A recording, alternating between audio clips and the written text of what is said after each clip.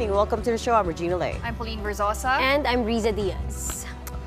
Tonight's big stories: 3 days of search by at least 2,000 police officers of a 30-hectare property in Davao City. Well, police are closing in on Apollo Kibuloy, but hundreds of the embattled preacher supporters are locked in a face-off with police. But the PNP is not going anywhere just yet. Certain that Kibuloy is still in his so-called vast kingdom, a ground-penetrating radar has picked up signs of life, supposedly Kibuloy's heartbeats, from an underground bunker within the compound. And dismissed Bamban Tarlac Mayor Alice Guo's sister, Shiela Guo, is now in custody of the Senate, while her business associate, Cassandra Ong, has been turned over to the House of Representatives.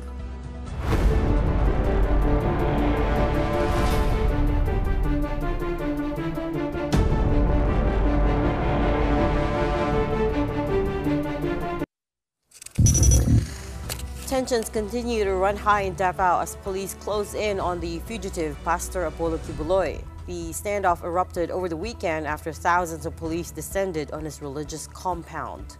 Here's what we know.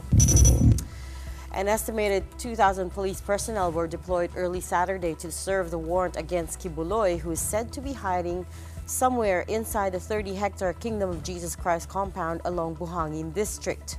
Just like last time, KOJC members tried to stop the police from entering the compound. Police were met with resistance, with members pushing against armed personnel and throwing bottles of water, as you can see in the video. Police said they were able to rescue two individuals from two victims of human trafficking, a 20-year-old man from Samar and a 51-year-old woman from Cotabato. But it's also been confirmed that a 50-year-old male died of a heart attack during the large-scale operations. Early reports said up to 7 people died, but PNP spokesperson Colonel Jean Fajardo says the 7th figure isn't true, and they have proof that the KOJC members were hurting themselves to make it look like police assaulted them. To set the record straight po, hindi po PNP ang nagsimula po ng gulo. Claim kaagad nila, 7 ang namatay, maraming sugatan. But until now, wala po silang napapakita na 7 o 8 bangkay. Meron tayong hawak na video ngayon na nagpapakita na meron na sila doon sa isang lugar doon na mismong mga miyembro ang nagsusugat doon sa kapwa nilang miyembro, na para ipakita at isise sa mga kapulisan natin na galing yung injury nila sa ating mga kapulisan. Police breached a barricade set up by KOJC supporters and began arresting protesters this afternoon. And as we speak, the raid inside the compound is continuing, with authorities making it halfway through the entire property. The spokesperson of the Davao Police has been quoted in a teleradyo interview as saying they used ground-penetrating radars and detected heartbeats in the underground bunker, which could indicate the presence of Pastor Kibuloy. And PNP's Fajardo corroborated this. Meron po tayong isang area doon na ang estimate po natin is mga 20 to 30 meters from the ground at may nadedetect po tayong sign of life. So nandun ngayon yung concentration natin at ramdam na natin yung resistance ng mga miyembro po ng KOJC. Ayaw po talaga nila tayo, patuloy nila tayong pinapaalis dun sa lugar na concentration natin ngayon at binabantayan po natin yan. Naniniwala tayo na malapit na nating matunton kung asaan itong secret entrance at lagusan itong particular place po na ito. Well, amid the ongoing clashes, the Civil Aviation Authority of the Philippines, or CAAP, says operations at the Davao International Airport remain on schedule, although they advise passengers to arrive earlier ahead of their flights to avoid traffic delays.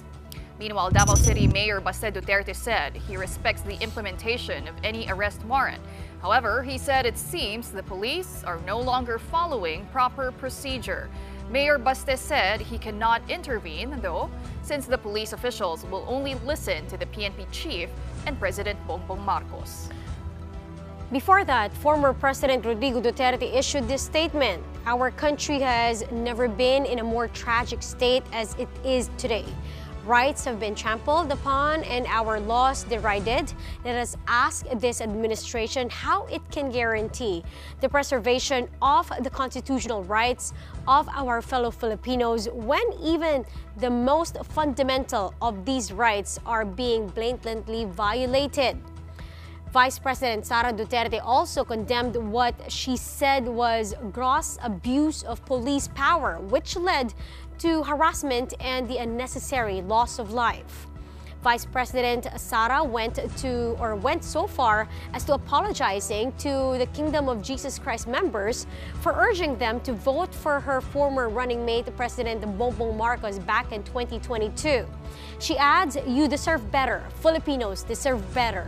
Malacanang did not comment on this statement from Vice President Sara Duterte. It has also denied that the ongoing search for Kibuloy is politically motivated. The law must take its course. If he is answerable to the law must take its course. Meron namang process. The PNP also insists their operations are legitimate considering the gravity of the charges Kibuloy is facing. Huwag nating kalimutan na itong mga warrants of arrest na ito ay relating sa mga serious offenses. Kaso ng child abuse, kaso ng rape, kaso ng sexual abuse, and even human trafficking, qualified human trafficking at that.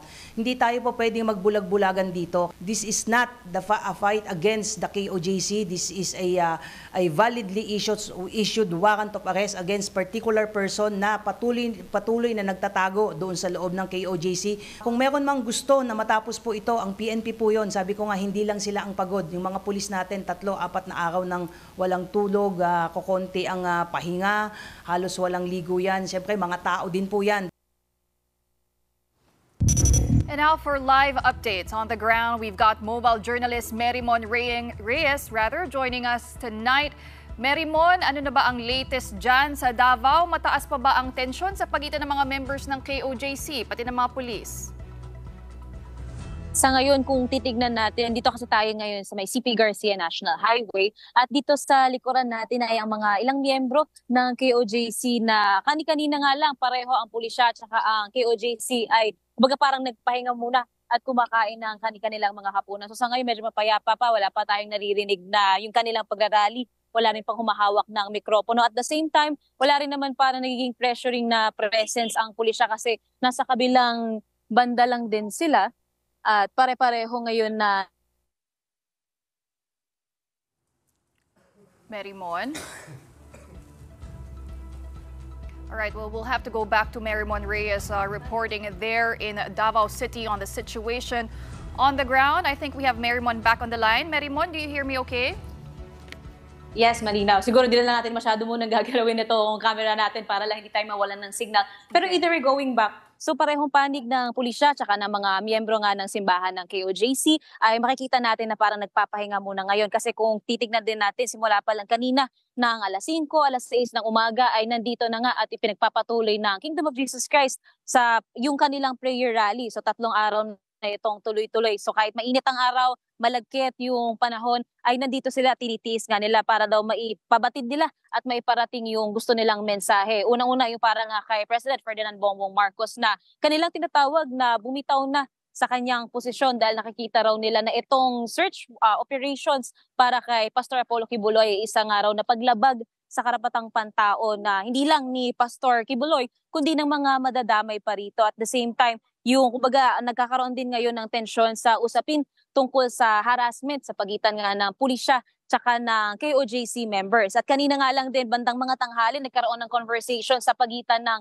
PNP tsaka ng KOJC na sinasabi magligpit na nga raw, kumbaga mag-pack up na dahil yung lawak nga raw ng lugar na nasasakop ng prayer rally na ito ay nagbibigay na parang abala para sa mga motorista na ginagamit itong mga public vehicles na ginagamit itong daan dahil nagkakaroon kumbaga ng parang rerouting ngayon para sa mga pampublikong sasakyan. Pero yun nga, ang sinasabi rin naman sa kabilang banda ng KOJC members ay mayroon silang legal na basis at meron daw silang permit mula sa local government unit para nga ipagpatuloy yung kanilang prayer rally. Kaso nga lang, kanina mga alas 3 nagsimula na yung parang nagiging yung pagtaas ng tensyon sa pagitan ng dalawang panig dahil mas dumami na nga rin yung presensya ng pulisya. At nagkaroon nga ng parang pabatid ang Davao City Police na mayroon na lamang daw 5 minuto para magligpit at lumisan sa lugar na ito ang mga supporters ng KOJC. So nung nakita din natin kanina, after ng ilang mga minuto lang ay niligpit kumbaga yung stage, yung sound system, yung mga upuan, kahit yung tent, binaklas ito ng pulisya at isinakay na nga sa mga truck. Tapos may naibalita rin natin kanina yung bagay parang pagsasandwich ng pulisya gamit na bilang isa silang barricade na ikino-corner nila yung mga miyembro ng KOJC. Una-una, yung kahabaan mismo ng harapan ng gate na ito sa KOJC compound. Doon natin nakita kanina yung hile-hilera ng mga pulisya na parang ginigit-git yung mga KOJC members. Una, naipon sila doon sa may gate, tapos napunta sila doon sa may gilid, kumbaga establishment sa kanan nitong gate na to. Pero nung nagtagal na, lumipat na yung ilang mga miyembro nito na nagpoprotesta dito na mismo sa harapan ng food establishment na ito, kung saan ipinagpatuloy nila yung kanilang rally, pagpoprotesta, pagtawag sa hustisya, pagtawag sa mga suporta ng kapwa pa nila na miyembro ng simbahan na ito. Balik sa inyo. Mary Mon, tungkol dun sa search operations, ano na ba yung latest doon? Gaano na ba kalawak ang nahalughog ng kapulisan dyan sa KOJC compound? Actually, yung pinakahuling impormasyon na meron pa rin tayo ay yung nasa hindi pa aabot sa majority talaga nitong 30 hectare na laki at lawak ng KOJC compound ang napuntahan na, kumbaga nasa alok nitong pulisya. Kaso may nagbanggit din kasi sa atin na miyembro ng KOJC na yung mga na actually lahat na raw ng mga building dito sa loob ng compound ay napasok na raw at ilang beses na rin daw na sinisilip. Pero yun nga, hindi natin maberipika itong impormasyon na to kasi hindi rin tayo makakuha ng malinaw na statement mula sa pulisya. Pero yun yung nabanggit sa atin. At yung pagdating naman kay Apostol Apollo Kibuloy, kung natansya na ba, kung nasaan bang bunker o any underground tunnels or whatnot yung location pa niya, wala rin pa tayong specific na detalye. And kanina rin nakuha din natin yung impormasyon na parang mayroon din sanang press con na gagawin si KOJC Legal Counsel, Attorney Israelito Torion. Kaso parang hindi rin tayo umabot sa sitwasyon na marinig natin kung natuloy ba talaga yung press con na yon, kung anong impormasyon kaya yung nabanggit. Kasi hindi na rin tayo nabalikan nung contact natin tungkol doon. So pinaka-naobserbahan lang natin yung mga pangyayari dito mismo sa kahabaan ng CP Garcia National Highway. Simula kaninang alas 6 ng umaga hanggang ngayon, gabi na ito na halos lahat ay kumbaga parang nagpapahinga muna at nag-iipon pa raw ng lakas. Kasi yung iba ay umalis muna para kumain. Pero nabanggit nung ilang nakausap natin na babalik pa raw sila dito at hindi raw sila aalis hanggat hindi natatapos itong parang hidwaan sa pagitan nga raw ng mga nagsusearch para kay Pastor Apollo Kibuloy. Balik sa inyo. Mary Mon, before we move on to the other questions, I just want to know what happened to your hand. I'm a little bit worried kasi in the videos that we've been getting, parang at some point the clashes were turning out to be violent. So naapektuhan ka ba? Siguro isa lang yung pinaka naging malinaw na experience natin yung kaninang tanghali kung saan nung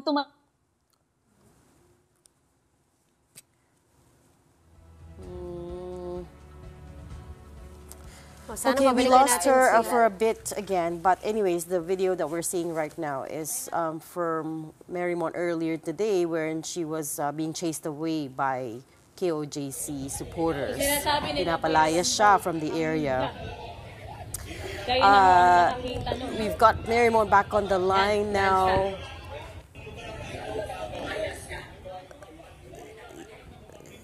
Yeah, there we go. So we heard the video. Wala po. Wala. Yeah. Okay. So again, that was recorded earlier, but we've got Mary Mon live back online now. So sorry, you cut out just as you were saying what happened. So what happened to your hand, and what kind of clashes did you encounter there? So far, when it comes to the situation earlier, napalibutan tayo ng ilang members of KOJC and with their umbrellas and yung parang kanilang mga placards showing yung kanilang parang motto against President Bongbong Marcos, yung pag-protekta dito kay Pastor Apollo Kibuloy. Ginamit nila yon para takpan tayo at i-push tayo away sa kung saan tayo nakatayo earlier. So hinampas-hampas nila ito sa atin habang naglalakad tayo papalayo. At the same time, yung payong na nakapalibot. Yan, pinalis tayo.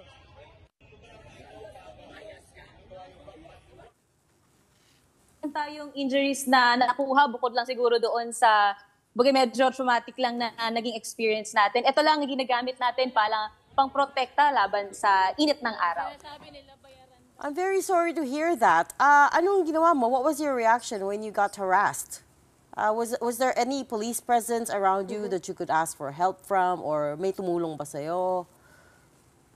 Unfortunately, during that time, medyo malayo tayo sa kung saan nakatayo yung pinakamalapit na pulisya.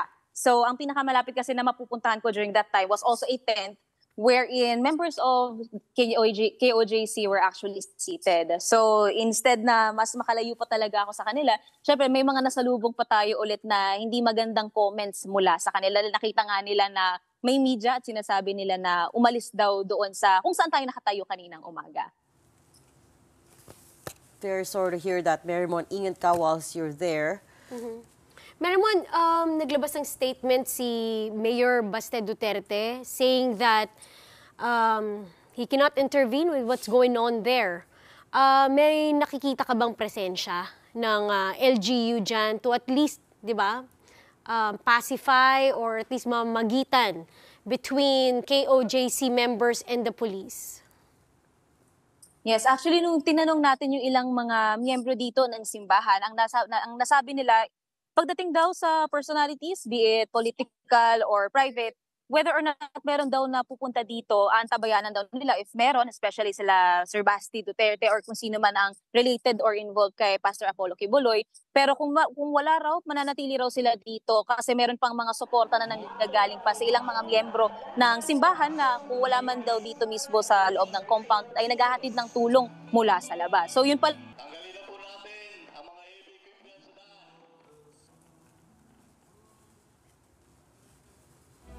Okay, I believe we've lost the connection again with Marymon, but she was reporting on the latest situation there in Davao City, where emotions have calmed down, tensions have eased between the police and members of KOJC, but it seems their presence is still there as they await if the arrest warrant will indeed be served to Pastor Apollo Kibuloy. Well, the PNP seems determined to serve the arrest warrant. They've breached the barricades already that the supporters had set up, and they've begun arresting people. And sabi nga ni Marymon, they started packing up the stage, the sound system of the supporters this afternoon. So they're cracking down, right? They're not giving the supporters much leeway anymore.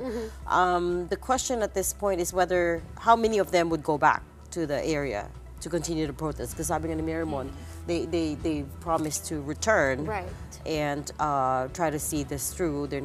Some of them are also not backing down. So we have to keep following the story. Well, it's definitely a developing story, and we'll be updating you soon if there's other developments. But up next, after being escorted back to the Philippines last week, the custody over Shiela Guo and Cassandra Ong have been transferred to the legislative branch. The details when we return. Keep it here on One News.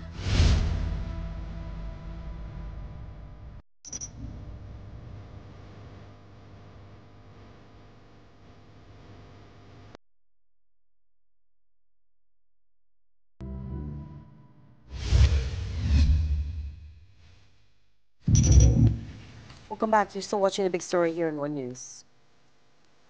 Shiela Guo, the sister of dismissed Bamban Mayor Alice Guo, is now detained at the Senate, while their business associate Cassandra Ong is now in the custody of the House of Representatives.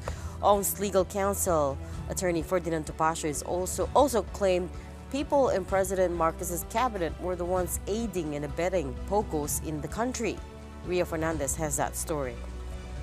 Shiela Guo, the sister of former Bamban Tarlac Mayor Alice Guo, was handcuffed and heavily guarded as NBI officers transferred her to the Senate detention facility around noon today. Her custody was officially handed over to the Senate Sergeant-at-Arms after she underwent inquest proceedings at the NBI. The Senate had issued an arrest order against Shiela Guo back in July after she repeatedly failed to attend hearings on POGO-related issues. Upon arrival at the detention facility, Guo underwent medical screening as part of the Senate's protocol. Her belongings, including the ones she had with her in Indonesia when she was captured, were also inspected. Yung physical condition niya, as what the doctor had said, okay naman siya. But we have also to check with our medical. We will secure kung sino man didetain sa amin, hindi lang si Shiela Guo, kung sino man ma-detain sa Senate, we will assure his or her security. all the way across town. At past 12:30 in the afternoon, the convoy carrying Cassandra Ong arrived at the House of Representatives. Tomorrow, Shiela is scheduled to attend the hearing of the Senate Committee on Justice and the Committee on Women, still in connection with the illegal pogo operations. Ong has also been summoned to attend the same hearing. But according to House Squad Committee Chairman and Surigao del Norte 2nd District Representative Robert Ace Barbers, the committee still needs to vote on whether Ong, who will be detained at the House, will be allowed to testify at Senate first. Mahalaga si Cassandra Ong because she is our only link doon sa Lucky South 99 at saka doon sa ibang illegal pogo hubs that was raided by PAO. She appears to be the liaison between these two illegal pogos and PAGCOR. No? Plus, of course, we have to get information from her kung sino yung may-ari, sino yung abogado, sino yung tumatayong mga incorporators nito. Meanwhile, Senator Win Gatchalian urged the two women to come clean about what they know regarding the raided pogo hubs in Tarlac and Pampanga. Gatchalian says it's clear that the two pogos are connected and backed by a large syndicate. So, mas maganda pang sabihin nila kung paano nabuo itong pogo hubs sa Porac, paano nabuo itong pogo hubs sa Banban, paano nakapasok dito si Alice Guo at ang kanyang pamilya, paano nila nakilala itong mga sindikato kasi obviously sindikato rin yung mga nagposlit sa kanila palabas ng Pilipinas. This is also the sentiment of Go's own lawyer, Attorney Stephen David, who visited and spoke with Go at the Senate earlier today. Hindi, sinabi ko nga sa kanya makipag-cooperate siya kasi ang katotohanan na magpapalaya sa kanya. At naniniwala naman siya sa atin. Ako base doon sa kanya, base doon sa interview namin, ako naman, satisfied naman na nagsasabi siya ng totoo. On the other hand, Ong's lawyer, Attorney Ferdinand Topacio, advised her to assert her right to remain silent during the hearings. Topacio says now is not the right time to disclose the information Ong has. We are hoping that the members of the Senate and the House will not attempt to threaten, bully, bamboozle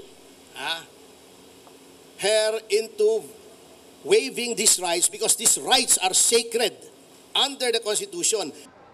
Topacio also says they will file arbitrary detention complaints against authorities including the DOJ for keeping the two women at the NBI facilities over the long weekend. Walang warrant, walang kaso, i-detain mo sa NBI. That is arbitrary detention. But NBI Director Jaime Santiago says it doesn't count as arbitrary detention precisely because it was a holiday. Ang arbitrary detention nagraran lamang pagka may office hour. Holiday tayo magmula pa ng Biyernes eh. Buti nga kahit na holiday ngayon nagtatrabaho kami. May proseso. Alam nyo, ang warrant of arrest issued by the court. Yes. Inaresto namin. Sa amin muna. Po-process namin yung tao and then report to the judge na, eto, na-aresto na namin. Mag-i-issue ngayon ng judge ng commitment order. So, nasa amin.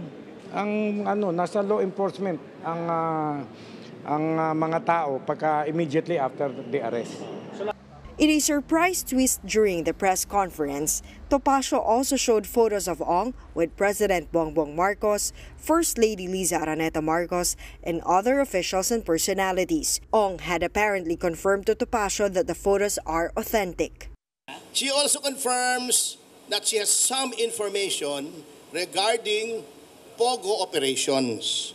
And this picture may hold the clue as to why pogo operations, especially illegal pogo, multiplied during the time of President Marcos because they were being aided and abetted by some officials of the present administration. Sabi nga nila, a picture speaks 1,000 words. Bahala na kayo mag-conclude.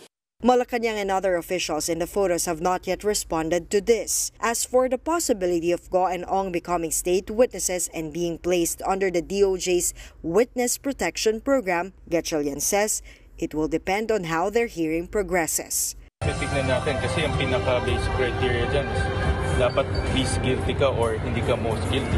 So titignan natin yung takbo ng hearing at yung mga effective evidence ng dalawa. For News 5, Ria Fernandez, We Are One News. Now, attorney Stephen David has also since said that Alice Guo may want to surrender after the arrest of Shiela Guo and Cassandra Ong. But the Presidential Anti-Organized Crime Commission has a different theory. It says Guo could seek political asylum in another country using her money and connections to escape the charges she faces in the country. PAOK says it's unlikely, though, that she would reach Europe, much less North or South America, due to the extradition treaties between many countries there and the Philippines. It also says she is likely under close watch in China because of her reported involvement in illegal pogos, given that Beijing has a hard ban on online gambling. Guo was last seen in the Philippines in mid-July, allegedly leaving a resort through a speedboat. The Bureau of Immigration has also said Indonesian intelligence authorities believe Guo is still in their country and hasn't attempted to cross Indonesian borders. Now, Senator Win Gatchalian believes with authorities in Southeast Asia on high alert, she will find it hard to escape again.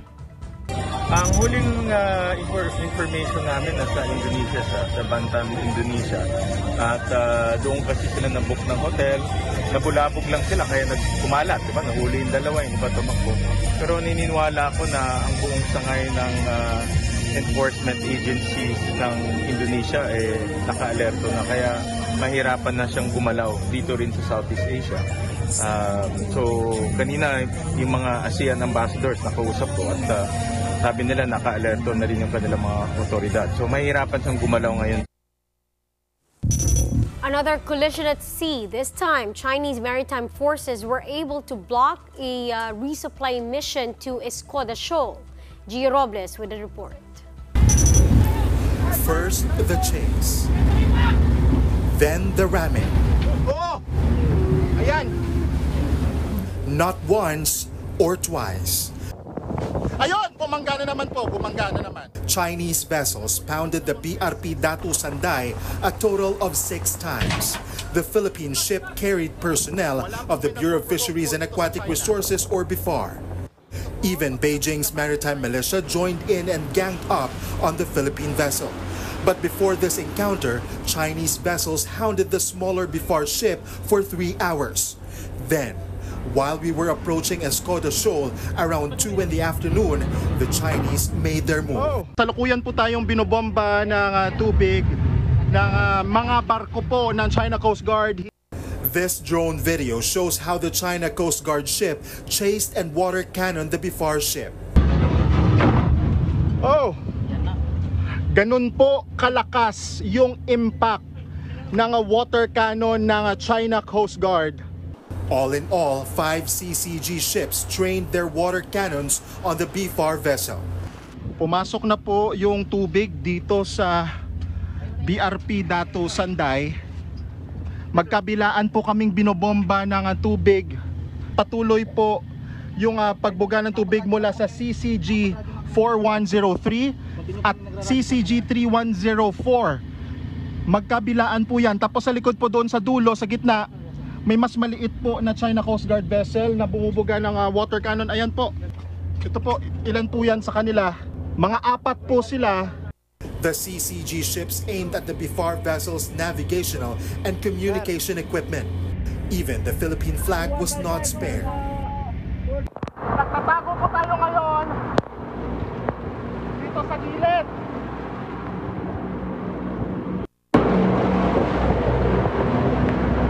Dahil patuloy po yung pagbuga ng water cannon ng China Coast Guard sa BIFAR vessel.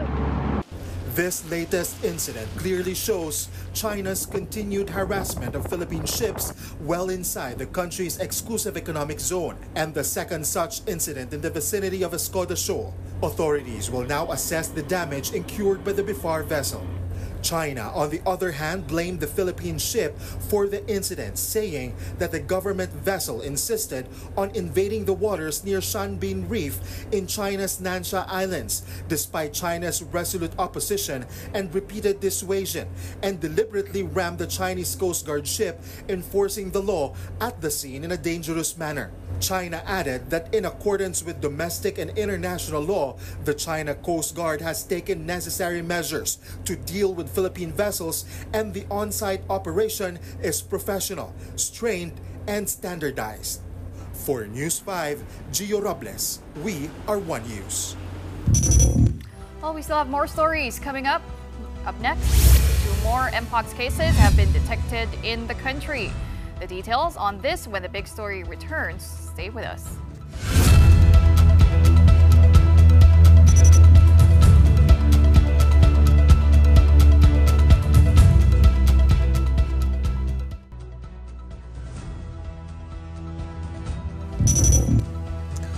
Welcome back. You're still watching the big story here in One News. The health department has detected 2 more Mpox cases in the country, bringing the number of active cases to 3. The new cases are a 37-year-old male and a 32-year-old male, who are both from Metro Manila.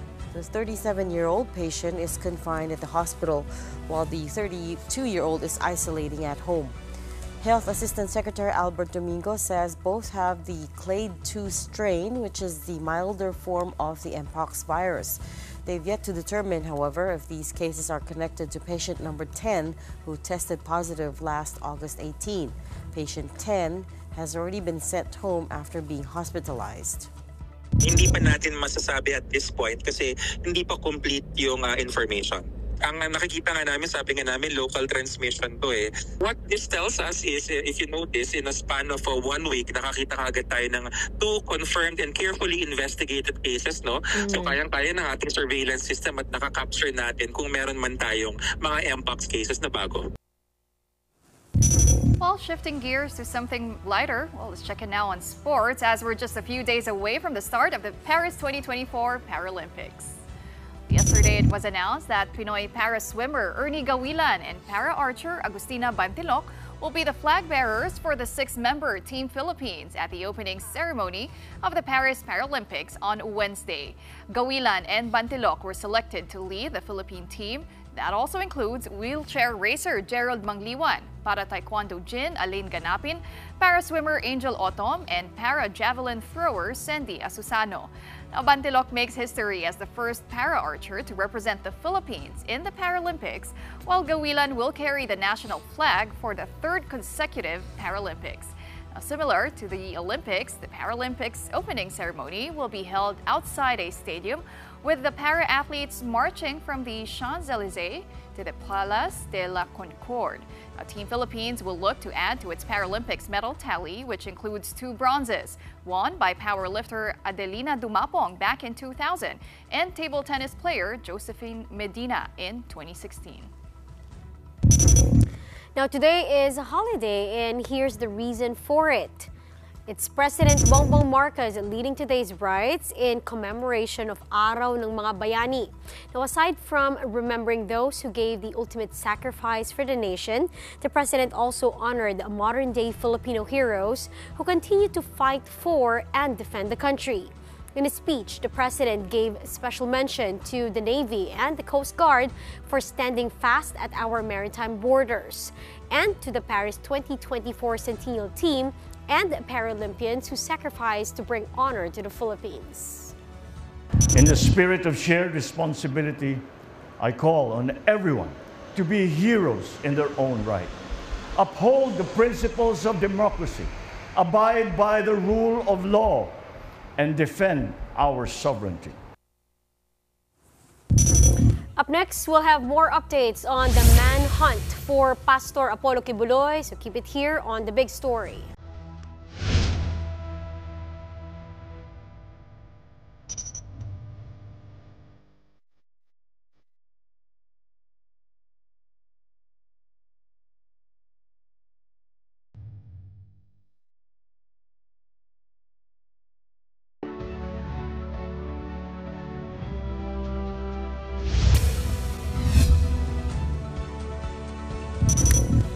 Welcome back. You are still watching the big story here on One News. We continue our programming to bring you the latest on the manhunt for Pastor Apollo Kibuloy.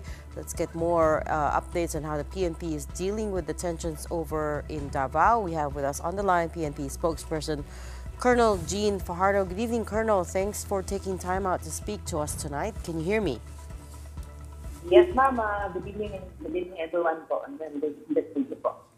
So, Colonel, at the top of the hour, we ran the few sound bites from you. But first, I wanted to know what the situation is there on the ground. Is there still heavy police presence there, and there's still a lot of rallyists?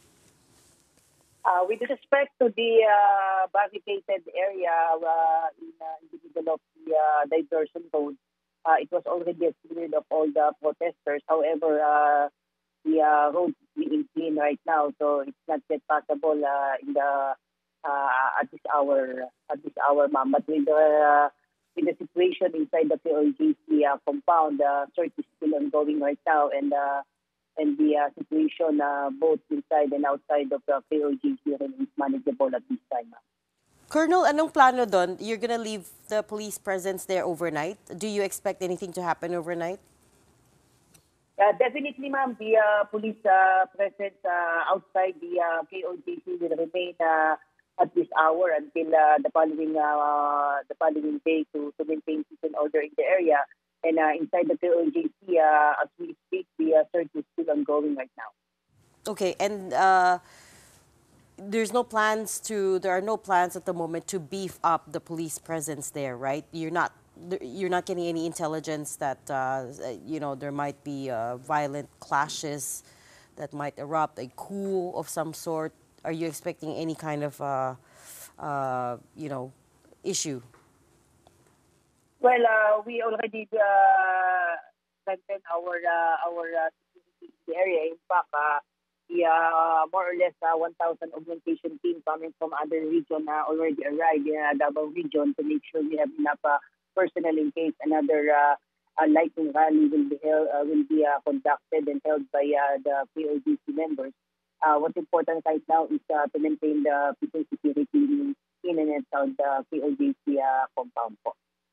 All right. Colonel, earlier we reported na ang PNP daw used ground-penetrating radars and detected heartbeats dito sa underground bunker sa loob ng KOJC compound. And the police believe na ini-indicate nito si Pastor Apollo Kibuloy, no? How sure are we na si Pastor Apollo Kibuloy nga yung na-detect na heartbeat doon sa underground bunker? Like we said earlier, we have a reasonable ground to believe that Pastor Kibuloy and other accused remains inside the KOJC compound, and that is true. We already used the ground-penetrating radar, and there is one area inside the compound that we are now being the subject of the focus of the operations of the PNP, because based on the GPR, we detected not just one possible heartbeat, and this is more or less 20 to 30 meters underground, and hopefully we could somehow locate the possible entrance to this bunker. And we are not sure, to be honest with you, ma'am, we are not sure whether or not the heartbeat belongs to the person's subject of our warrant of arrest. But what is clear here there are people under there are people underground.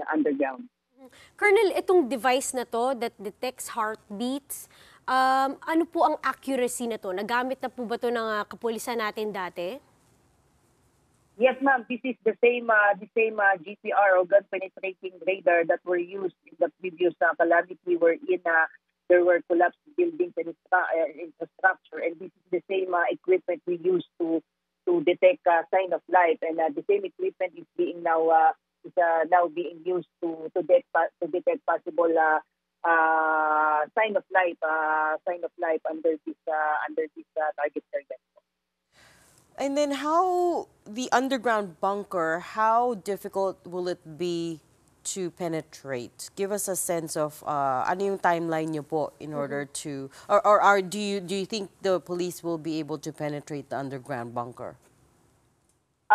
The challenge here, ma'am, is as of now, we haven't seen the possible ingress where this tunnel or bunker that leads to this tunnel and bunker. So that is the whole day we are still trying to locate the possible entrance and exit of this secret bunker. And hopefully, I just talked with the regional director of Police Regional Office 11, General Torre, a while ago, and they are hopeful that they may be able to locate this entrance as soon as possible time. Hopefully, before the night ends, they could somehow have a clearer direction where this entrance will lead them.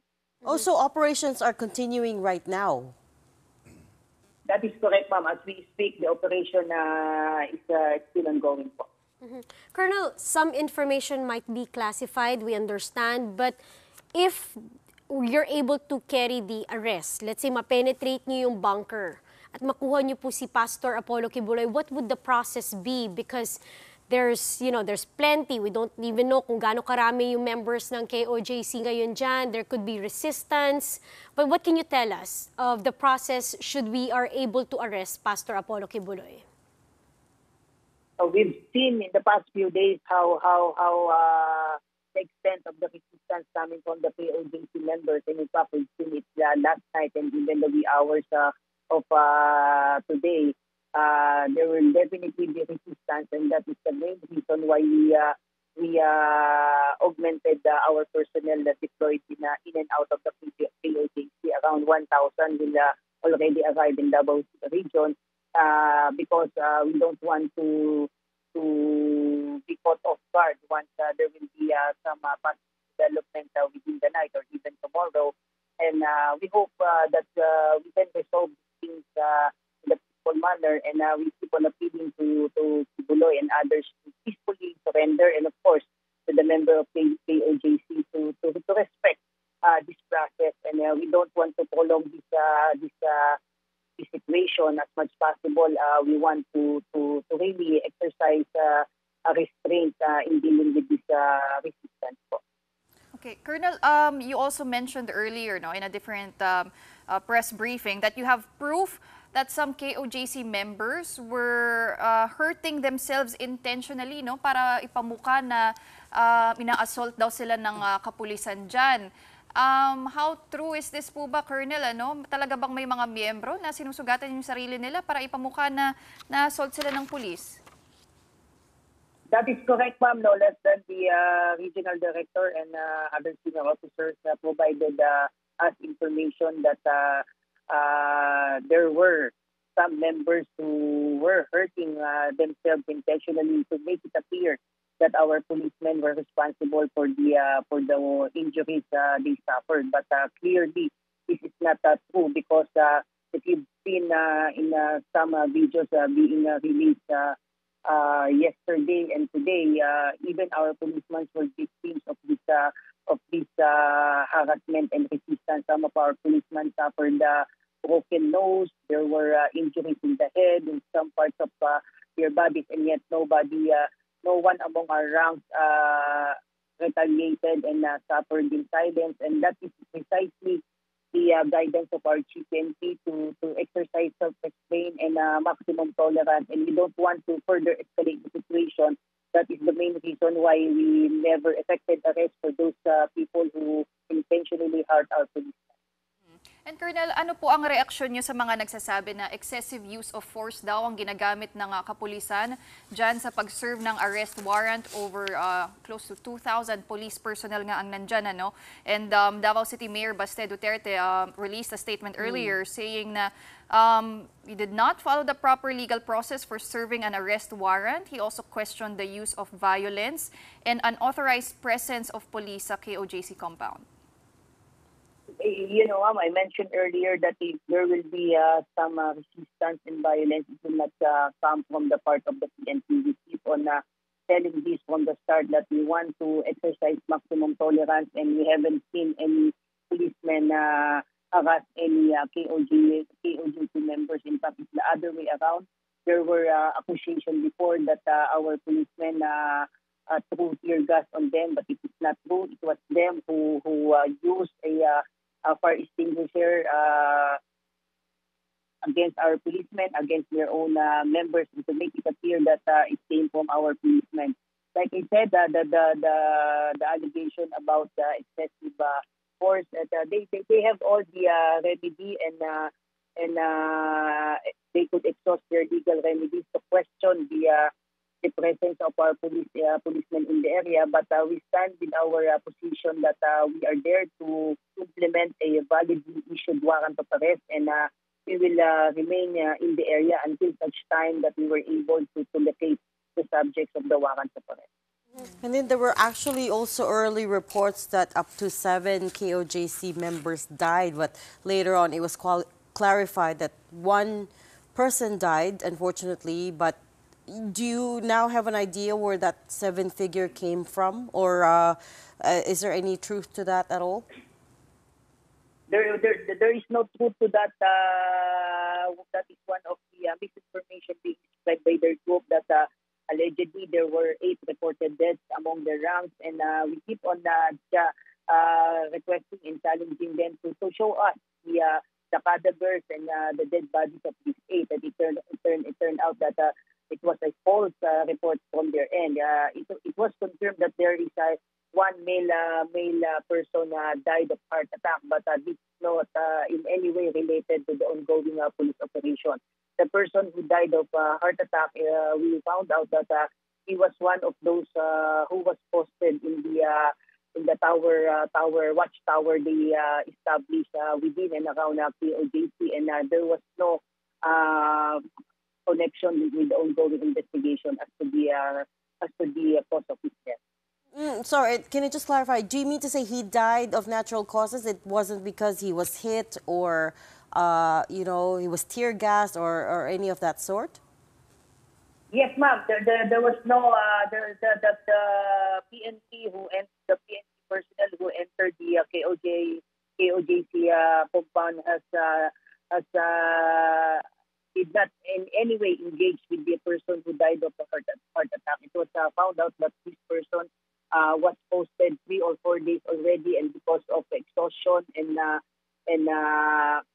probably no sleep at all for 4 straight days, and probably because of fatigue and exhaustion at around 5 a.m. or more or less past 5 a.m. of August 24, he suffered a heart attack. What is sad here is the PNP medical team that were readily available were refused entry by the members of the POJC. The life of that person could have been saved if our medical team were allowed to at least intervene. But unfortunately, we were only able to provide immediate medical assistance 15 or 20 minutes 20 minutes after, and the medical team brought this person in the hospital, but unfortunately the attending physician declared the said person dead on arrival. Colonel, yung tinitingnan natin na compound is 30 hectares. Various, kumbaga, structures. May buildings, may school, may mga bahay, there's a cathedral. Currently, reports earlier saying we're halfway na nahalughog na itong mga to. Ano po ba yung tamang ang updated? And saan po kayo pinaka nakatutok? If we were able to see the whole facade of the KOJC compound, it would really difficult for our PNP personnel. And just to give you a clear idea, the number of personnel deployed in the area is only it's not only outside and inside of the KOJC. It's just a selected number of personnel who are designated to conduct the search and serve as arresting officer in case there will be sightings of the subject wanted person. But it's really difficult. I've seen some of the videos. There were secret passages, long passageways, long hallways. It was dark in some areas, and some of the personnel had to really make sure they will not be lost in the process. So these are some of the challenges being faced by those people designated to look for the subject wanted person. And then lastly, Colonel, some of our sources are saying that the pastor, Apollo Kibuloy, has been sending out surrender feelers. Are you hearing the same thing? That is correct, ma'am. During the first day of the implementation of the search, there were in fact surrender feelers on the part of the Kibuloy through his lawyer. However, they said that surrender feeler fizzled out for reason just known to them. But the PNP, we keep on saying we are open to any negotiation. In fact, we keep on appealing to Kibuloy and others to peacefully surrender so we could end this tense situation. The feelers were sent through the lawyer, is that correct? Yes, ma'am. And so in response, the PNP said you are open to negotiation, to talks, but so far they haven't come through. Tama? Hindi pa sila nag-confirm. That is correct, ma'am. But we want to take this opportunity to once again appeal to them. We are open to Pastor Kibuloy surrendering and the four others, and hopefully we could again open the line of communication. And in fact, more than anything else, we want this issue to be resolved as soon as possible in a peaceful manner. We will ask that very question to the pastor's legal team. Thank you so much for taking time out to talk to us and clarify things. PNP spokesperson Colonel Jean Fajardo. Speaking of, let's turn our attention now to KOJC lawyer, attorney Israelito Torion, who joins us also over the line. Good evening, attorney. Thanks for being with us tonight. Hello, good evening, and good evening to all viewers as well as listeners of this popular program. Attorney Torion, I don't know, I guess you were already on the line whilst we were finishing up our interview with Colonel Fajardo, so you must have heard the tail end of our conversation.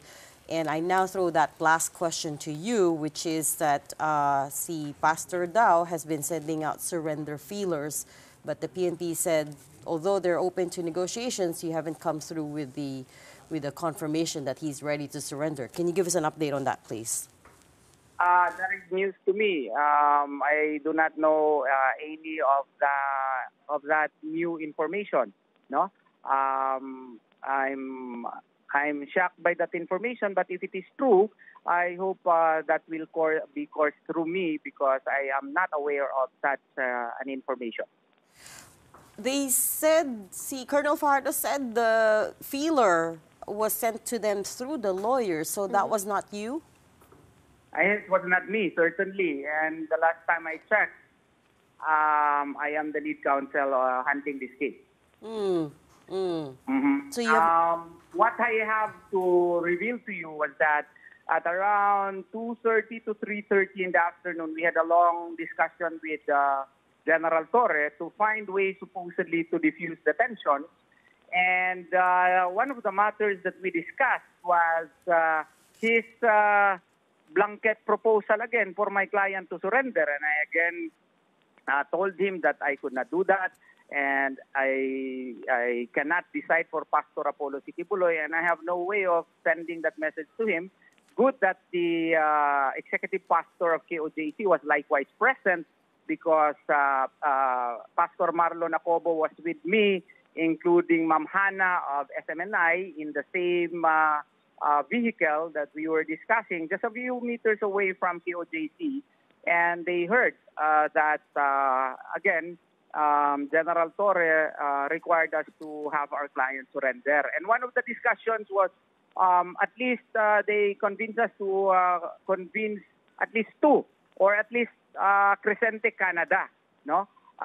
Yun ang nangyari po kanina. Pero of course, I could not require again my client to surrender because that is their decision. And besides, they are just availing of their rights to question the finding of probable cause and to question the validity of the information as well as warrant of arrest. And this is part of due process under our rule of law. So yun nga ang nangyari. Pero yung formal feeler na mag-surrender pastor, I really do not know anything about it. Explain to us why a blanket surrender is out of the question for you, for Kibuloy's team.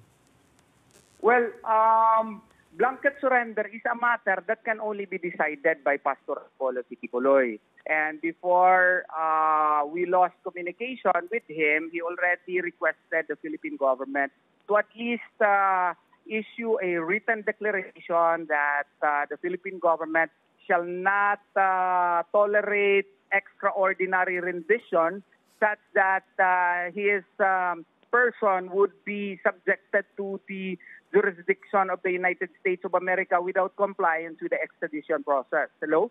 Yes. Go on. Keep going. Yes, yes. Keep going. And then the additional request was that the United States government would not interfere in the judicial proceedings here in the Philippines. And we have always been consistent with that request. And that request is reasonable simply because of the fact that it simply, emphasizes territorial sovereignty, that Philippines should not surrender illegally the jurisdiction of the person of its citizen to another country, and that Philippines should not allow foreign countries to intervene in our judicial proceedings here. We have been consistent with that request, but until now that has not been provided to Pastor Apollo Sikipuloy. Note that there is a threat to his life and there is a threat to extraordinarily render him to the United States of America. Hence, he made that request.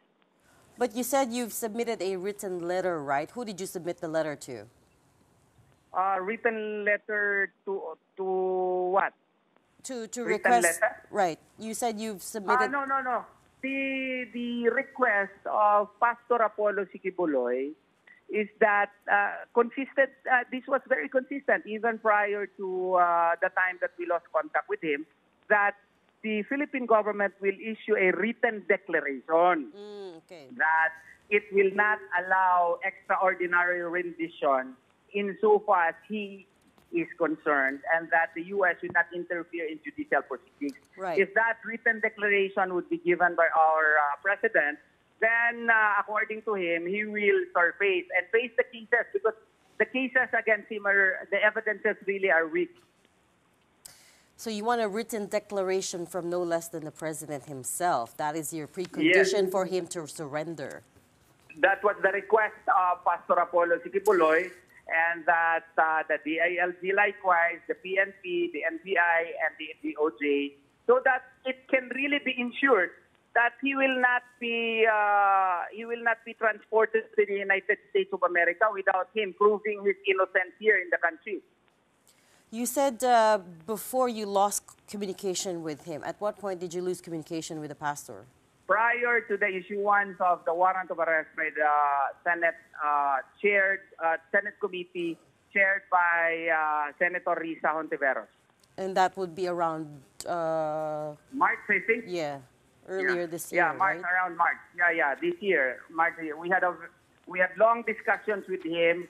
We discussed the possible scenarios that may happen with this case, including but not limited to what if a warrant of arrest is issued, what should I do, and what if this may happen, what should I do. We discussed SWOT analysis of his case, the strengths, weaknesses, etc., the threats, and the possible scenarios. That is why I can talk to you about his case.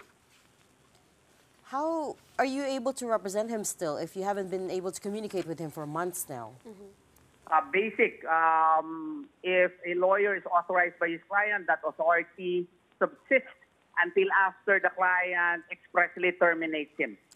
Right, but you are not also able to communicate with him, to give him counsel, to communicate the messages that the PNP and you had been talking about today. For instance, you met with the PNP, but there's no...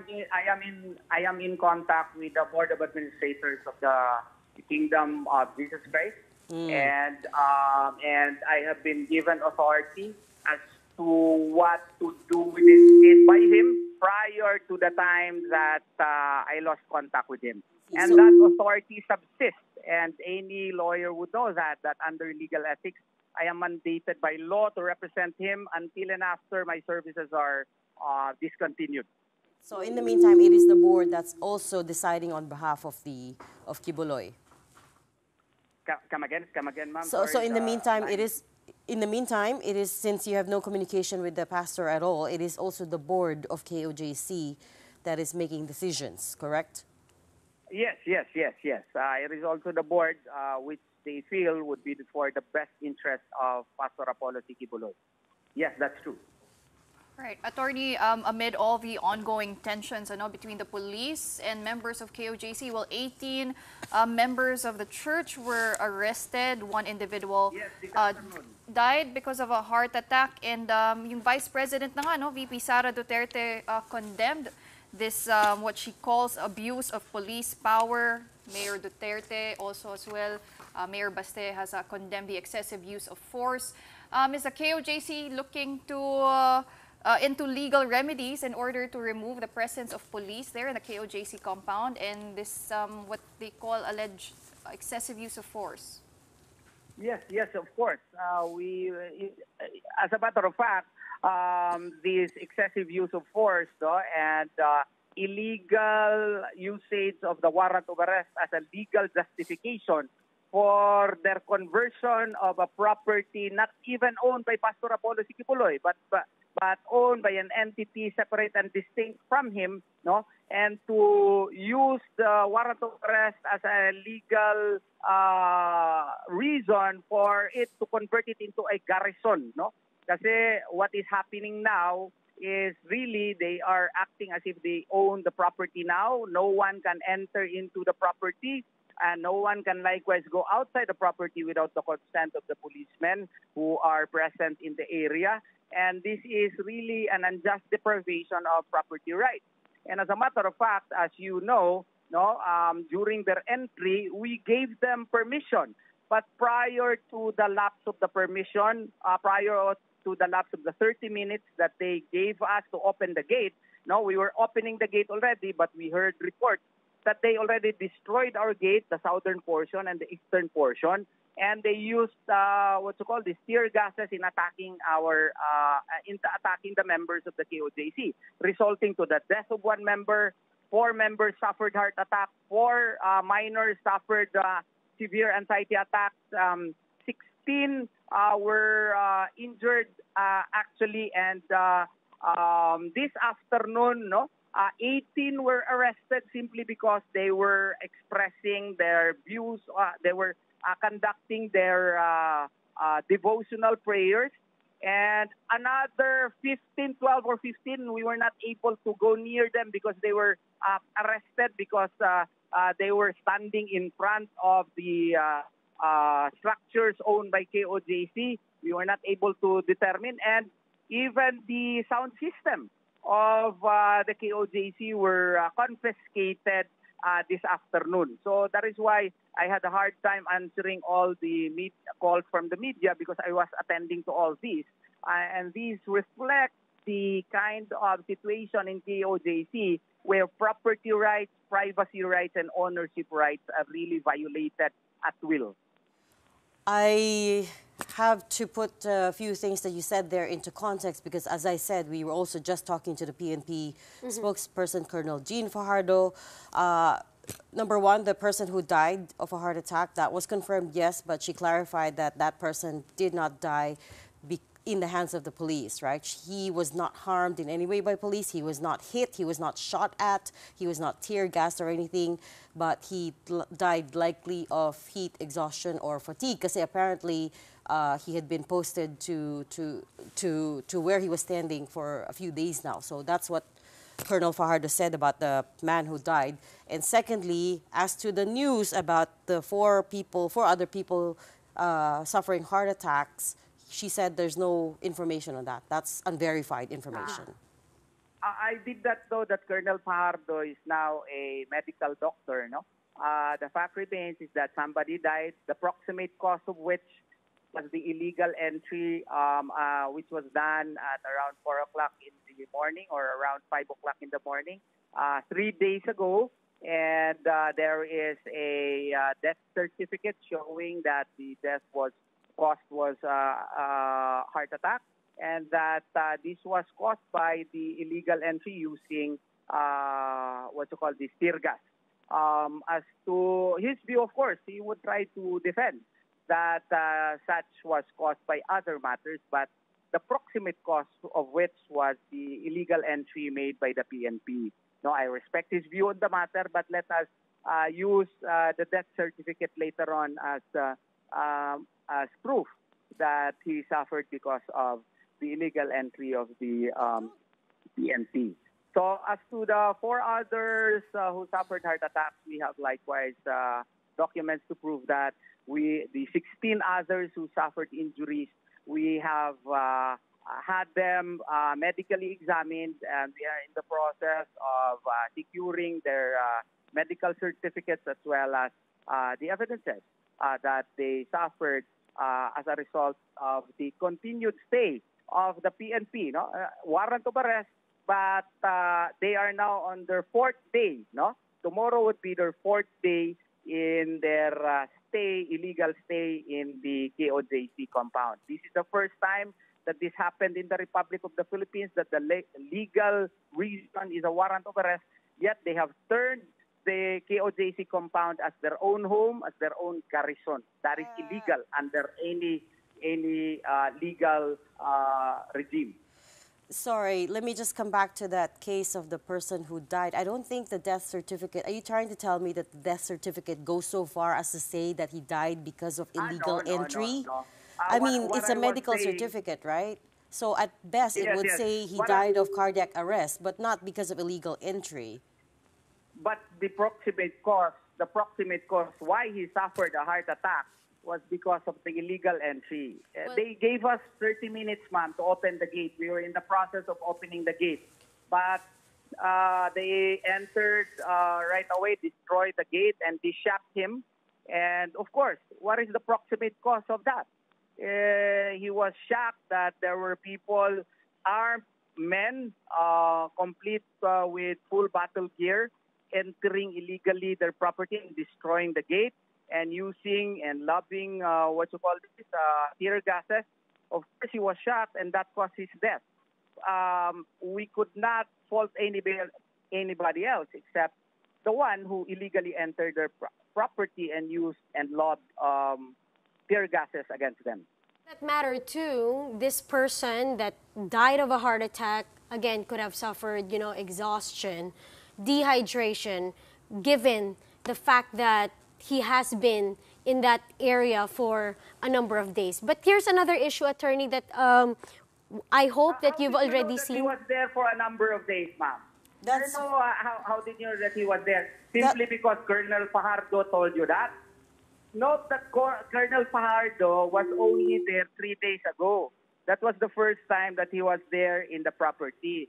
Who would he be to know how many days would the person who died in the premises was there because of exhaustion? He is incompetent to state that because he's not even a member of KOJC. So that's his opinion, and we respect that, but we have a better version that is more credible and believable. But as you said, attorney, none of us are doctors, so let's leave the actual cause of death to the medical certificate and to the doctors, and let's not opine. Let's not opine on this matter. But also, now that you mention it, are you there physically yourself? You're in Davao right now? Yes, of course. I was even the one who initiated a discussion with General Torre. I was there at 3 o'clock in the morning, and when he was using LRAD in order to announce his authority, supposed authority there, I was in front of the police force, ma'am, and I was the one who used a megaphone requesting him that there is no need to use force, sir. We can discuss this matter. We will not resist. And may we request a conversation with you? And we had that for about 15 minutes before he decided to face us. And when he faced us, I requested for a copy of the warrant of arrest. He was not able to present it right away. He disappeared, and then after about 5 minutes, he was there. And he directed his staff to present a warrant of arrest. Only one warrant of arrest was shown to us, and I pointed out to him that, sir, this is only one warrant, and this refers to Sylvia Simanes, whose address is in Pasig. And I don't think this is an authority for you to enter a property in Buhangin, Davao City. And then he said, look at the warrant. It states there elsewhere. And I answered, elsewhere, sir, refers to the fact that when you find the accused, elsewhere, you can arrest him there. This is not an authority for you to enter a property owned by another entity. So sabi niya, he answered that if you have any problem, file a case in court. Sir, and I also showed him a certification from the NBI that there was already a service of the alias warrant of arrest, but he would not hear any of such explanation. He told us whether we like it or not, he was giving us 30 minutes in order for them to enter the property whether we like it or not. That's what happened. And before the lapse of 30 minutes, somebody attacked us in the southern portion and the eastern portion of the property and lot,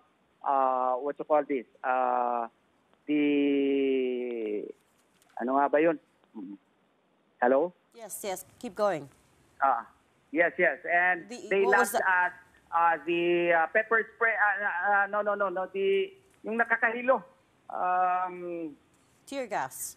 Tear gas, yes. And we were able to present pictures and videos proving the same.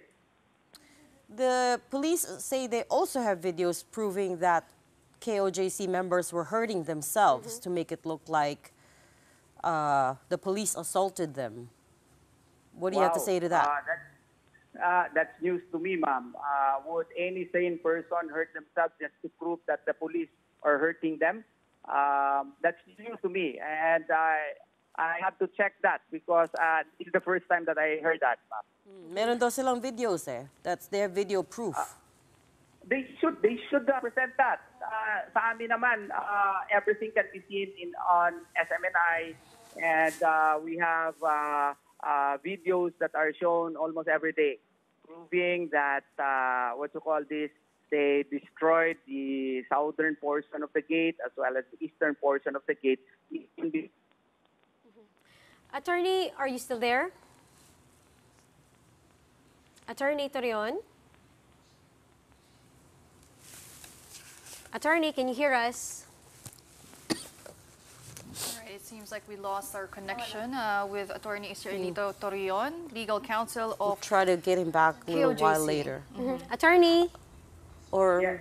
There. Okay, there. Okay. Attorney, meron din po kaming video because one of our colleagues, a reporter, is actually there on the ground. And earlier today, if I'm not mistaken, that was earlier today, she was harassed by members of the KOJC. It was caught on video. Pinapaalis siya kung saan siya nakatayo at magre-report.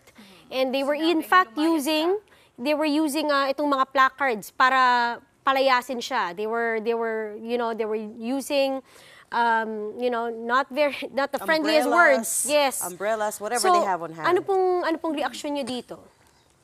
I have to verify that, ma'am. No? Actually, in portion of my interview a while ago was I asked sorry to some of the media because really some of the members felt that other media, mainly mainstream media, are giving, according to them, unfair angling of the news. No, you see, if you're a reporter, you can always give a certain angling of the news, and some of them felt that it is unfair, and for that, I asked, sorry to some of the media that they were being described as unfair. No, I know that some of the media are really fair and that they are only doing their job. No.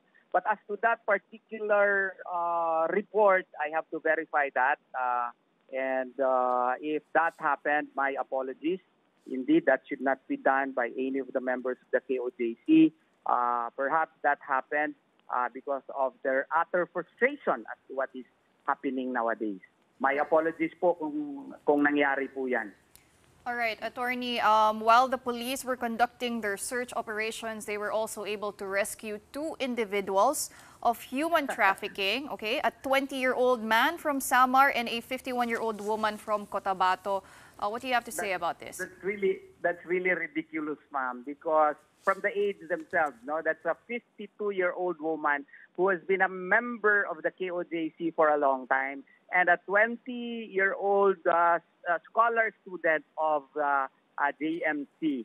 and they cannot at any legal regime be considered as victims of human trafficking because they were there on their own volition, and the one who complained are their relatives, relatives who had no personal knowledge as to how they became members of KOJC. And as a matter of fact, they already executed affidavit that they are withdrawing their supposed complaint because the subject, the 21-year-old male guy, did not complain of anything, that he became a member a long time ago of KOJC because of his own volition. And the 52-year-old devout KOJC member has been a member for quite a long time, and his relatives already asked for forgiveness for giving that report to the Santa Ana police station, I think, if my memory serves me right. And they already executed an affidavit proving this matter. Malacanang, through Executive Secretary Lucas Bersamin, has spoken up on this issue.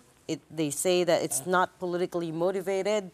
He, meaning Kibuloy, is answerable to the law, and the law must take its course. May process John. May I have your reaction to that, please?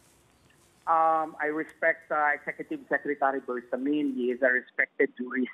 But I hope he will not feel bad if I will also say that it is part within our rule of law that an accused has the right to exhaust all available remedies that are within his arsenal. Like, for example, questioning the finding of probable cause, that's within his right.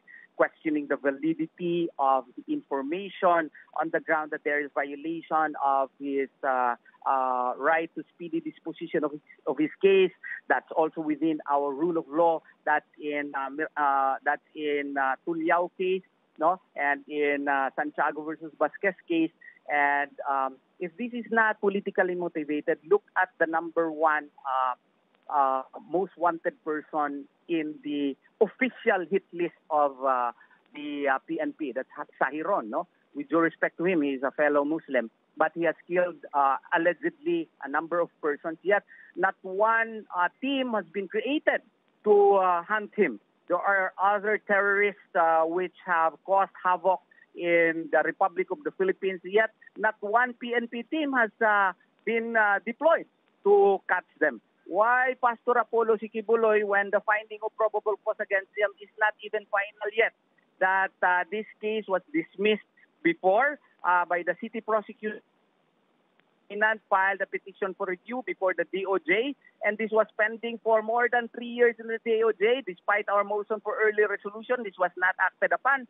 And then when it became fashionable to attack Pastor Apollo Sikibuloy because of the investigation being initiated by Senator Risa Hontiveros, there is right away a resolution against him, and in just a few days, there is already a warrant for his arrest. Despite the fact that our motion for reconsideration is still pending with the DOJ. So one cannot help but form an opinion that politics may have a play. I might be mistaken in this or on this, but any reasonable man would really conclude that politics may have a say on this, because other criminals, known terrorists who have killed a number of persons, not even a single PNP team has been created to hunt them down. Here, we have 3,000 policemen left and right, and with replacement of forces being deployed just to arrest Pastor Apollo Sikibuloy, even if there are other legal remedies that are still available to him. So, pardon me, again, I may be mistaken, but we have reasonable grounds to believe that politics may have a play in here. I can't comment on the terrorism cases and whether the PNP has put together teams to hunt that suspect down. But what I can say as well is we should also put into context, I don't think it's just Senator Risa Hontiveros' investigation, right? Let's not forget that Apollo Kibuloy is on the FBI's most wanted list for very serious crimes, beginning with child abuse, human trafficking, sexual abuse, illegal detention, money laundering, and other issues. Those are very serious crimes. So what the police is saying is this isn't a fight against KOJC, which is why they say that they're not being, they're trying to exercise restraint over it. But also,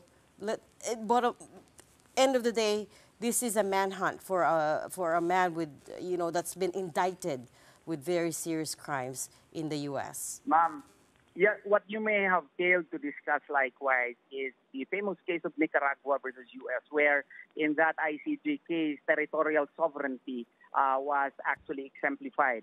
And that whatever accusations that may have been filed against Pastor Apollo Sikibuloy in the United States of America is a concern of the United States of America.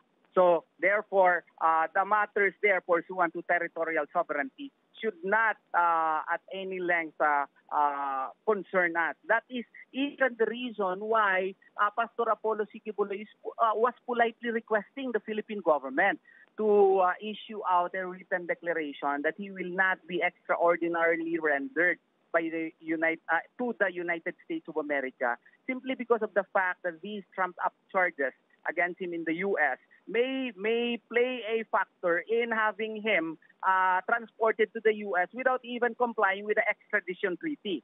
Good if the extradition process would be followed so that we can defend him by legal means if the extradition treaty would be operated. But if it is extraordinary rendition where he would be illegally transported to the United States of America, that would be a violation of our territorial sovereignty. And that is precisely the reason for why he requested the Philippine government to issue out a written declaration that he will not be transported illegally to the United States of America, pending clearing his name here in the Republic of the Philippines. I hope you understand. Yeah, I understand where you're coming from. I also understand the government position that there is an extradition treaty in place that they have to respect. No problem. No problem if the extradition treaty would be followed, ma'am. We will face that. But extraordinary rendition, just like what happened to the Panama president, Panamanian President Noriega, where he was just right away abducted in Panama and brought to the United States of America for trial. That is illegal because Pastor Apollo Sikibuloy could not accept that. Okay, unfortunately, we've run out of time, so I'm being told to wrap up. We're going to have to leave that there. Thank you so much for your time tonight to talk to us, KOJC lawyer, attorney Israelito Torion.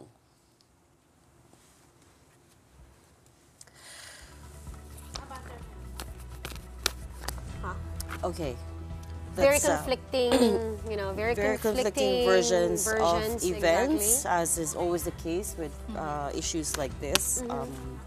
Essentially, Attorney Torion contradicted most of what Colonel Fajardo said. But we're going to move on to our next guest now. We have on the line with us the ILG Secretary Benher Abalos. Good evening, Secretary. Thanks for taking time out to talk to us. Can you hear me?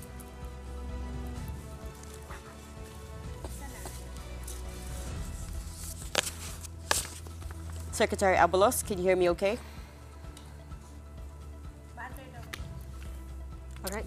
Let's try to clear the lines with Secretary Abalos, since we are also getting reports na, diba, disrupted yung area na yon to, to the residents. Highway. Yes, since that also is and also the communications on the ground. We've been having trouble even with our own reporter, si Mary Mon, right? But yes, coming back to the point about the very conflicting versions of events. Understandable in a way, but also hard to make sense of things, especially since we're not there ourselves to see what's going on, right? And according to the PNP, they have exercised due restraint. The operations is legitimate, but the way that Attorney Torion and his and the KOJC have described it is parang police brutality talaga. Right. And Attorney Torion saying it's news to him that there are feelers for surrender. For Pastor Apollo Sikibuloy to surrender, which is quite different from what Colonel Jean was saying, that they have received word. Pastor Sikibuloy wanting to, or sending feelers of surrendering, if there's no extradition to the U.S. as well. But we'll have to see which is actually true, which are the facts in this case. But what we do know is that tensions did rise between the police and members of KOJC in Davao City as police continued their search operations, their serving of arrest warrants. But while that happened, a lot of people were injured from both sides. I think they don't agree with the number of injuries, and clearly, as we were talking to Attorney Torion, they don't agree on the cause of death of that one member who died. So according to Colonel Fajardo of the PNP, that person likely died of natural causes of a heart attack. He had been stationed where he was for days. She said he probably died of fatigue or heat exhaustion. Attorney Torion says the PNP has no way of knowing that he'd been there for days, and that he was shocked because they pushed the gate open, and that's what caused, according to him, because they pushed the gate open, they forced their way in, and that's what causes that. That version is according to Attorney Torion, who represents KOJC. So again, wide gulf there. What's interesting to me is Attorney Torion saying that they did have a meeting this afternoon at around 2 o'clock. He sat down with General, excuse me, I'm also recovering from a cough, General Nicolas Torre, to talk about the conditions for a potential, not a surrender, but to talk about how to diffuse tensions there on the ground. He didn't specifically say that they were negotiating the conditions for a release, but at least talk about, okay, how do we diffuse this, because it was getting serious at one point. And he also confirmed that he hasn't spoken personally, either whatever way of communication, to Pastor Apollo Kibuloy for months now. Since March. Yes, and he's only communicating with the board members, if that's correct, of the KOJC, who are making the decisions. Essentially at this point. Right. I mean, I know he's retained as the lawyer. As he said, he's the lawyer, he's the representation until the day he's dismissed. And so in that sense, he has the authority to act on behalf of the pastor. But, in my mind, that's hard. Like, how do you convey what the PNP, what the police, what the other side is saying to the person, right? Considering, too, that he is supposed to be lead counsel. There are members, of course, of this council, but him being lead counsel, it's surprising to me that it's been that long. Yes. With his client for a long time. All right, well, we'll have more updates on the manhunt for Pastor Apollo Kibuloy, so keep it here on The Big Story.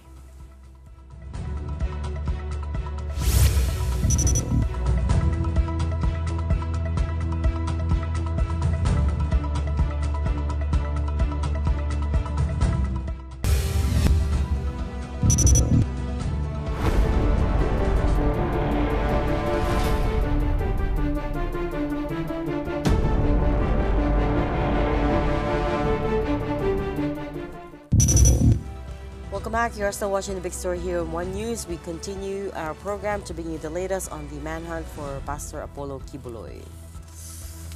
Which started 2018, would you say, significantly? The complaints, the charges? This is a very complicated, years-long story, so we can take a step back and take a look at the timeline. October 2018 is when a former member of KOJC reportedly filed a case before a Hawaii court accusing the preacher of sexually abusing her when she was just a minor. Kibuloy's team denied allegations that he was running a quote-unquote child sex ring in Hawaii. Then, December 2019, another former worker of KOJC filed a case of rape, qualified trafficking in persons, and child abuse charges against Kibuloy, Jacqueline Roy, Crescente Canada, Pauline Canada, and Ingrid Canada before Davao prosecutors. Similar to the other allegations, Kibuloy's camp denied all of these, saying it was part of a grand conspiracy. So that's December 2019. About 7 months later, July 2020, Davao prosecutors dismissed the complaint for rape, child abuse, and human trafficking due to insufficiency of evidence and lack of probable cause. Now, in November 2021, U.S. prosecutors indicted Kibuloy and others for allegedly running a sex trafficking operation that threatened victims as young as 12 years old with eternal damnation and physical abuse. The Los Angeles federal prosecutors said this expanded the allegations against the 3 church administrators, again of KOJC. The U.S. court issued then a warrant for his arrest on November 10, and the FBI also wanted to extradite Kibuloy to the United States.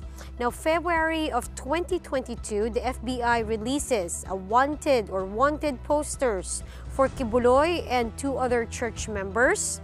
We've seen this. Kibuloy is wanted for his alleged participation in a labor trafficking scheme. More than a year later, in December 2023, Senator Risa Ontiveros filed proposed Senate Resolution 884, which seeks to investigate the cases against KOJC in aid of legislation to, quote, allow us to determine whether our updated human trafficking laws are able to cover large-scale and systemic acts of trafficking done under the cover of a religious organization. Now, on the same day, Ontiveros also revealed accounts of victims who were allegedly exploited or sexually abused by Kibuloy. Now, his lawyers later dared Ontiveros to bring the case to court. Then in January 2024, Kibuloy skips the Senate hearing of the Senate Committee on Women, Children, Family Relations, and Gender Equality, which prompted the committee to move to subpoena him. Kibuloy later said he would not submit himself to the Senate inquiry and that he would only face the allegations against him before the courts. The following month, in February 2024, the Senate officially issues a subpoena against Kibuloy. Ontiveros later warned Kibuloy of arrest should he fail to attend the next hearing. Kibuloy, however, said he was hiding due to alleged threats to his life, and he also claimed that there was a $2 million bounty for him, a claim that the FBI denied. Meanwhile, the House Committee on Legislative Franchises issued a subpoena against Kibuloy for failing to show up before the panel twice, despite being invited amid its investigation over the Sunshine Media Network International, or SMNI Network's supposed violations of its franchise to operate. Kibuloy is the honorary chairman of SMNI. Now, on March 19, the Senate released an arrest order against Kibuloy for unduly refusing to appear despite due notices at the hearings of the Senate committee. The Department of Justice later announced that qualified human trafficking charges under Section 4A of the Republic Act 9208 as amended pursuant to the resolution were filed before a Pasig court. Now, charges under Section 5B of Republic Act 7610 or the Special Protection of Children Against Abuse, Exploitation, and Discrimination Act and under under Section 10A of the same act were also filed against Kibuloy before the Davao Court. Now, in April 2024, a Davao court issued a warrant of arrest against Kibuloy and 5 others. June 2024, authorities served the warrants against Kibuloy at the KOJC compound, the Prayer Mountain, and at the Glory Mountain in Barangay Tamayong, Davao City, as well as on the KOJC's property in Kitbog, Sarangani Province, but did not find the pastor. July 2024, same month, Secretary Abalos said private individuals wanted to help in the case of Kibuloy and offered 10 million peso bounty for information that will lead to his arrest. August of 2024, the Court of Appeals issued a freeze order against Kibuloy's 10 bank accounts, 7 real properties, 5 motor vehicles, and 1 aircraft. Now, the order also included the bank accounts of KOJC and the Suarez SUG Media Corporation, or SUG Media Corporation. There. So it all started nearly 6 years ago, October 2018, when a KOJC member filed a case in Hawaii. And 6 years later, we are looking for Pastor Apollo Kibuloy, who has yet to surrender himself and face all these charges, whether that's in the United States or here in the Philippines. And yeah, and he is on the FBI's most wanted list for at least a year now. I can't remember when they issued it, but I remember covering it. And Attorney Torian was correct in pointing out that the U.S. definitely wants to extradite Apollo Kibuloy at this point. They've even released wanted posters for him and some of his cohorts at the church. So there's no hiding from the FBI. All right, well, at this point, let's bring back our mobile journalist, Merimon Reyes, for the latest in Davao. Merimon, what's the latest situation there? Unfortunately, kanina nga lang ay nagkaroon ng pag-ulan. So, majority if not all ng mga members of KOJC or yung mga supporters nito ng simbahan ay pumasok muna at gumilid sila. Pero dahil ngayon tumila na, siguro good news first is majority of the lanes here in Carlos P. Garcia National Highway is now passable by private and public utility vehicles. So okay naman na so far. Pero inaantabayanan din natin doon sa isa pang part, kumbaga yung mas malapit doon sa gate papuntang KOJC compound. Kasi nagkukumpol pa rin doon yung ilang mga miyembro ng KOJC. And based sa nakausap natin kanina sa PNP, meron din sila ngayon na shifting. So may mga dumarating na rin na bagong batches na mga pulisya na papalit doon sa pumwesto ngayong araw na ito. Dahil may nakita rin pala tayo na naging sitwasyon kanina na may bumato ng parang ganito siya kalaking bato. At the same time, nagbato rin ng planggana or balde ng mapanghing tubig. So ilan lang yun sa mga naging situation kanina habang parang nagkakaroon ng sandwiching ng human barricade na ginawa ng mga supporters at miyembro ng KOJC. Pero as of now, this is the situation here in Carlos P. Garcia. Medyo mapayapa pa, nagpapahinga pa pareho ang mga miyembro ng KOJC at the same time ng mga pulisya. Balik sa inyo. Merimon, balikan ko lang yun, no? Nagbato ng malaking bato, pati ng ihi ba yun? Anong ginawa dun sa mga individual na yun? Hinuli ba sila ng mga pulis? Nakita kasi natin yung video footages mula sa Davao City Police Office. So pinost nila yun online. Pero kanina kasi, nung nandun tayo mismo sa situation na yun, ang nakita natin yung nagkakagulo na kasi hinahabol yung sinasabing nagbato nga nung bato na yun. Pero yung tungkol dun sa nagbalibag naman ng balde na may mapanghing tubig, though hindi pa sinasabi kung ihiba ito, pero kulay parang brownish yellow yung pinaka-likido na nanggaling nga doon sa balde na yon. Hindi din natin natutukan dahil nagbabantay tayo doon mismo sa harapan ng gate nitong KOJC compound. Pero yun yung isa sa mga naging report na Davao City Police Office. Kaya ngayon, meron din shifting para sa mga napagod, possible injuries, and same goes din para sa mga miyembro ng KOJC. Yung ilan sa mga ito, nakita rin natin na umuwi muna raw at kakain, pero tutuloy pa rin at babalik sila dito. Pero siguro hanggang dun pa lang yung impormasyon din na nakuha natin dahil ngayon ding gabi na ito, siguro bukod sa pagod dahil nababad din sa init ng araw, plus 3 araw ng ongoing ito kanilang prayer rally at yung pananatili dito sa Carlos P. Garcia sa harapan nga ng KOJC compound gate dito sa malapit sa paaralan.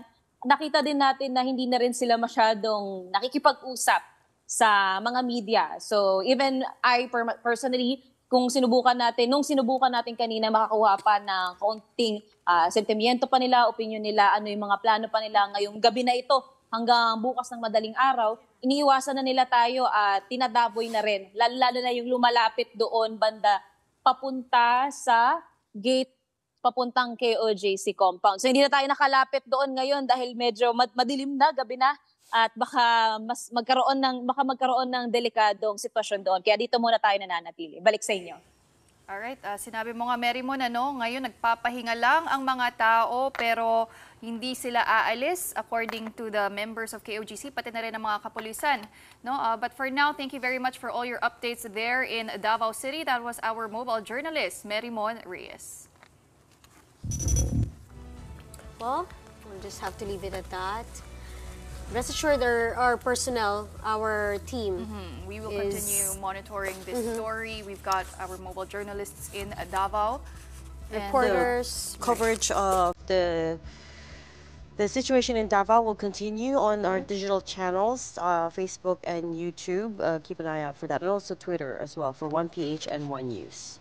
That's our show for tonight. We are 1 News, all sides, all the time. Thanks for tuning in. Have a good night.